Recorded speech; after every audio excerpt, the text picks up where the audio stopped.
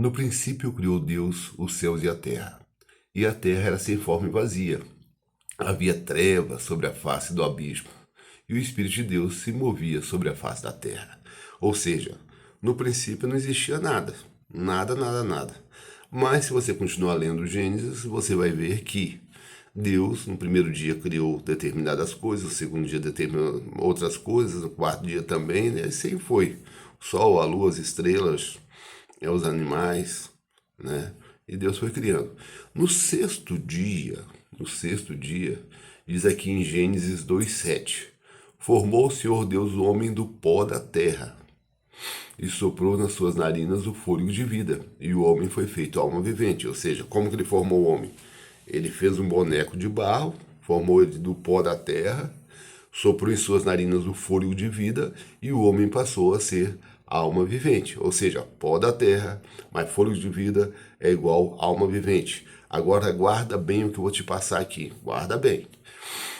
Aqui, ó. E soprou em suas narinas. E soprou em suas narinas o fôlego de vida. E soprou. Que palavra é essa? Em suas narinas o fôlego de vida. Ali só está a palavra ruá. Certo? É ruach em hebraico. Isso só quer dizer espírito, vento ou sopro. A palavra ruach. Agora, quando diz assim, o homem passou, foi feito alma vivente. Essa alma vivente vem da palavra nefesh, quer dizer alma ou vida, entendeu? Ou seja, o pó da terra mais fôlego de vida, você, eu, certo? Aí, através desse sopro, seria a mesma coisa de dizer assim, lâmpada com corrente alternada, luz elétrica. Desligou a corrente alternada, que poderia ser o ruach, né? Seria o sopro. Acabou, a casca da lâmpada é só a casca. Vamos continuar lendo aqui, vamos entender o que realmente, o que a Bíblia diz que acontece depois da morte. Salmo 6, verso 5. Porque na morte não há lembrança de ti, no sepulcro quem te louvará. Ou seja, em Salmo está dizendo que não há lembrança, né? No sepulcro quem te louvará, né? Não tem como, porque se veio do nada, volta para o nada. Veio do pó, volta para o pó. Agora, olha só o que diz Eclesiastes, capítulo 9, verso 5. O que ele fala sobre a morte. Porque os vivos sabem que hão de morrer, mas os mortos não sabem coisa nenhuma, nem tampouco terão eles recompensa, mas a sua memória fica entregue ao esquecimento. Também o seu amor, o seu ódio, a sua inveja já pereceram, e já não tem parte alguma para sempre, em coisa alguma do que se faz debaixo do sol. Tudo quanto tiver à mão para fazer, faz-o conforme as suas forças. Porque na sepultura para onde tu vais, não há obra, nem projeto, nem conhecimento, nem sabedoria alguma. Entendendo?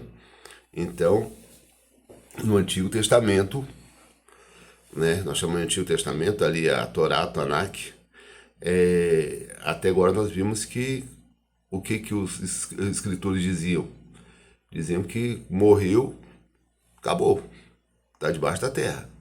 Certo? Vamos ver mais uma passagem para ver se é isso mesmo. Eclesiastes 3,19. Olha que interessante. Porque o que sucede aos filhos dos homens, isto mesmo também sucede aos animais. E lhe sucede a mesma coisa. Como morre um, assim morre o outro. E todo tem o mesmo fôlego. E a vantagem dos homens sobre os animais não é nenhuma, porque todos são vaidade, todos vão para um lugar, todos foram feitos do pó e todos voltarão para o pó. Ou seja, o que está dizendo aqui? Está dizendo que do jeito que morre um cachorro, eu vou morrer também. O mesmo sopro, que é o mesmo ruach, essa palavra é ruach, o sopro, entendeu? Pode ser sopro, vento, né? Esse sopro é tipo uma energia que Deus passou para nós, com certeza. É o que me mantém vivo. O que ele diz? Diz que volta para Deus que o deu. E a mesma coisa que acontece ao animal, acontece ao ser humano, vai para debaixo da terra.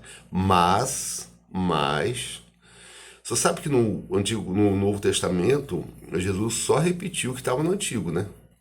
Espero que você saiba disso. Não contou nada novo. Quando ele disse ali, amarás o teu próximo como a ti mesmo, né? Vai lá em Levítico, capítulo 18, verso 19, para você ver. Mesma coisa, lá diz, amarás o teu próximo como a ti mesmo. Ele era a Torá viva. Mas tudo bem. Então vamos ver como que como Jesus considerava a morte dos que forem salvos, que guardaram seus mandamentos. Vamos ver como Jesus considerava. Vamos lá para João 11:11 em diante. Acompanha comigo. Assim falou, e depois disso disse-lhes, Lázaro, nosso amigo, dorme. Vou contar um pouquinho essa história para ti. Jesus estava a vários quilômetros de Marta, Maria e Lázaro, os três irmãos. E Jesus era muito amigo de Lázaro, Marta e Maria. E um dia Lázaro adoeceu. E Jesus mandaram uma pessoa chamar Jesus, sabia que Jesus podia curar Lázaro. E eram 3 dias de caminhada. E daí o que acontece? Quando chegaram para chamar lá, ele demorou ainda mais 3 dias ali. Ficou mais 2 ou 3 dias, tem que ver direitinho. Né? Mas é 2 ou 3 dias que ele ficou na cidade. E o que acontece? Aí Jesus falou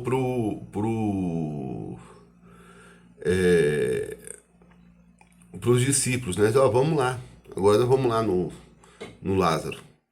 E daí ele falou assim, e depois disso disse-lhes, Lázaro, nosso amigo, dorme, mas vou despertá-lo do sono. Disseram, pois, os seus discípulos, Senhor, se dorme, estará salvo? Mas Jesus dizia isto da morte, da sua morte, a morte de Lázaro. Eles, porém, cuidavam que falasse do repouso do sono. Então, pois, Jesus disse-lhes claramente, Lázaro está morto. Ou seja, por que Deus, por que Yeshua, por que o pessoal tinha essa ideia de que quando a pessoa morria, estava em sono? Porque eles acreditavam que iam ressuscitar no último dia. Essa é uma prova tão grande que sempre foi a crença normal, antes de entrar as crenças greco-romanas no cristianismo, todo mundo acreditava dessa forma. Olha o que Maria diz aqui, vamos continuar. Daí eles foram lá, certo? E daí Marta correu para encontrar Yeshua, Jesus. Então vê lá, João 11:21, para ter uma ideia. Daí Marta se encontrou com Jesus e disse assim, disse pois Marta a Jesus, Senhor, se tu estivesse aqui, meu irmão não teria morrido. Mas também agora sei que tudo quanto pedirdes a Deus, Deus te concederá. Disse-lhe Jesus, teu irmão há de ressuscitar. Disse-lhe Marta, eu sei que há de ressuscitar na ressurreição do último dia.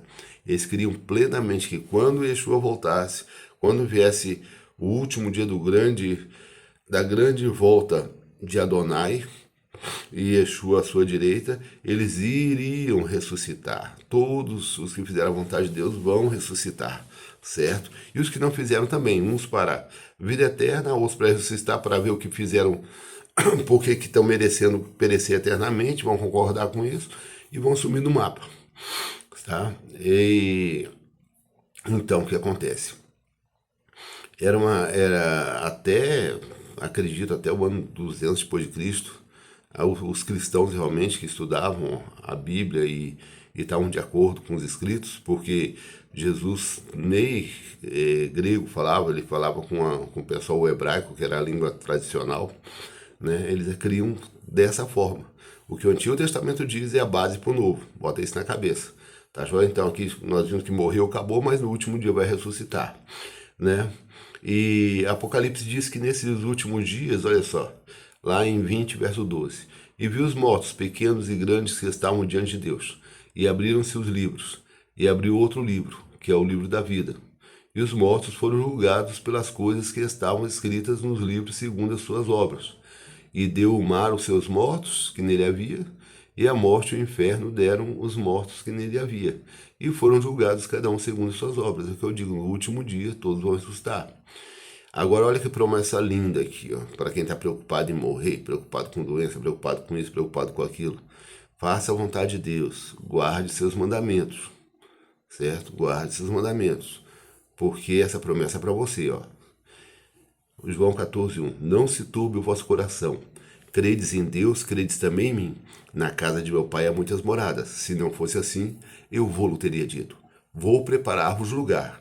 E se eu for e vos preparar lugar, virei outra vez e vos levarei para mim mesmo, para que onde eu esteja, estejais vós também.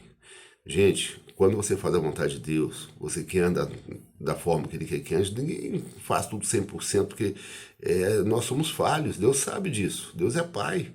Deus diz que ama, corrige e castiga todo quanto ama, porque Ele sabe que nós precisamos de correção. Então, Deus pensa em Deus assim, como um pai, realmente, porque Ele é, entendeu?